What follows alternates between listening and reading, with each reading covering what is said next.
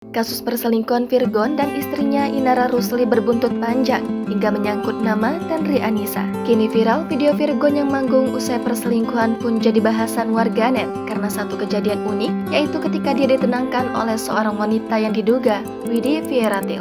Terlihat Virgon bersama Lascat manggung dalam agenda pentas seni sebuah SMK di Bekasi. Penampilan itu adalah yang pertama usai Virgon kisru perselingkuhannya dibongkar Inara Rusli. Di dalam momen tersebut terdengar Virgon menyanyi dengan kurang baik. Bahkan terdengar Virgon menyanyi sambil menangis.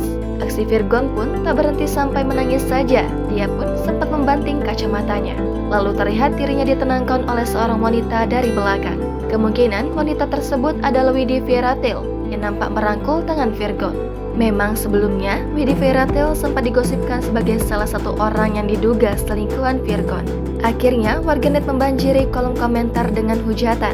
Dari yang menyebut Virgon hanya drama, hingga ada sebutan buaya.